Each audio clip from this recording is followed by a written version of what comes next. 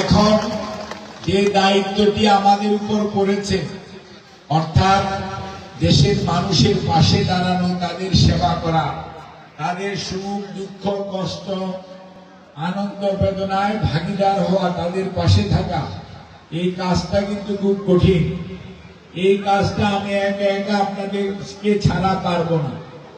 কাজেই সেই ক্ষেত্রে আপনাদের সহযোগিতা এবং অংশগ্রহণ খুবই গুরুত্বপূর্ণ।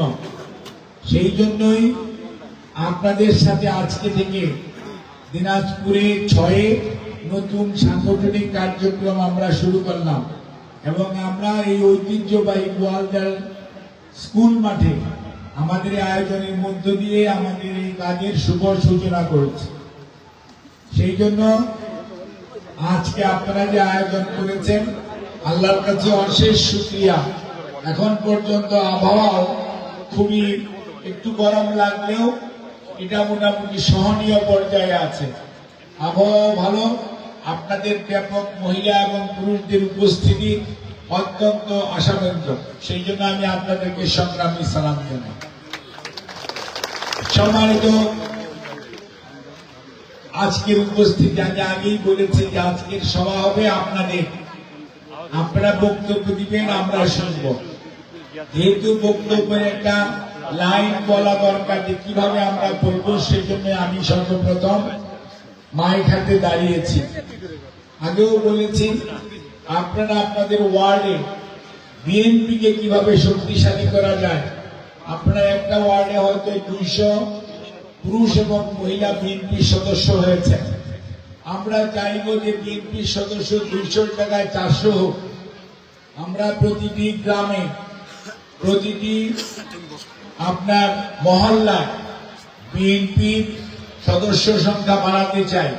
এই যে আপনারা 200 হয়েছেন, এই 200 হচ্ছেন বিএনপির প্রথম কর্মী।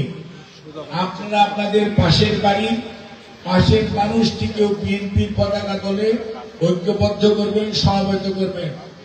মনে করবেন যত বেশি আপনি মানুষকে আপনার পাশে নিতে পারবেন, সাথে নিতে পারবেন, তত আপনি আপনার যে কোনো কর্ম পরিকল্পনায়, কর্মসূচি বাস্তবায়নে আপনি সফল হবেন। সেই জন্যই মনে রাখবেন, বিএনপি একা চলার দল নয়। বিএনপি বিভিন্ন মানুষকে সাথে নিয়ে চলার দলের নাম বাংলাদেশ জাতীয়তাবাদী দল। ধনী গরিব, হিন্দু মুসলমান বৌদ্ধ খ্রিস্টান এবং 18 বয়সের উপর যে কোনো মানুষ বিএনপির সদস্য হতে পারবে। বুঝতে পেরেছেন?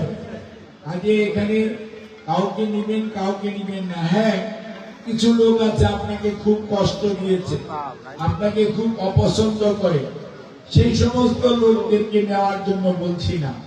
কিন্তু যে মানুষগুলো সমাজে, গ্রামে, পাড়ায়, মহল্লায়, আমরা একটা মসজিদে নামাজ পড়ি, সেই মসজিদের সব মুসল্লিরা একটা মানুষকে সম্মান করে, সেই লোকটাকে আপনাদের পাশে যদি নেন, তাহলে ভবিষ্যতে আপনাদের জন্য সুবিধা হবে।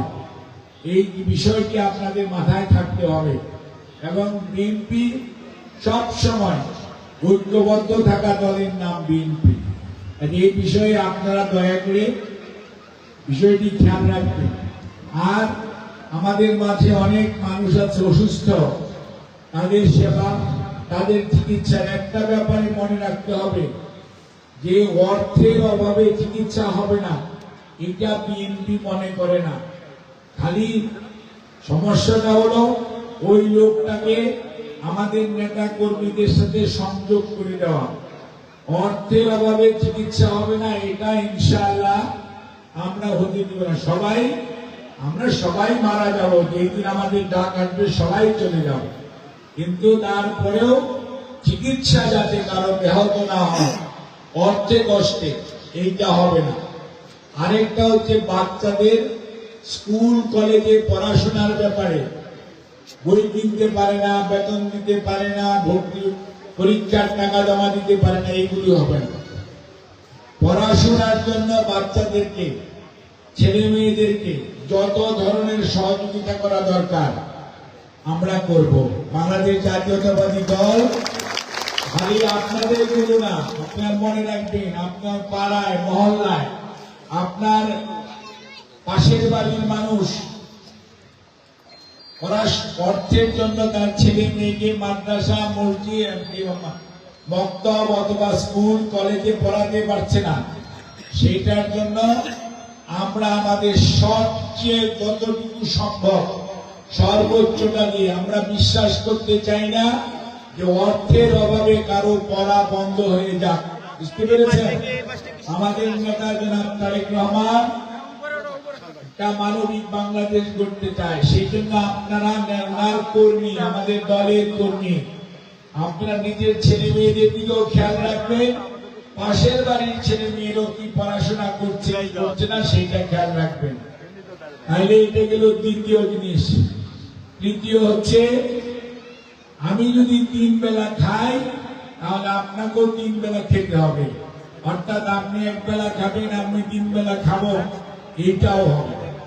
অর্থাৎ খাবারের ব্যাপারে, খাদ্য নিরাপত্তা বা খাবার পাওয়ার ব্যাপারে আমাদের যত সহযোগিতা করা দরকার, আমাদের ওয়ার্ড বিএনপি, ইউনিয়ন বিএনপি সকল কমিটি নতুন করে করা হবে।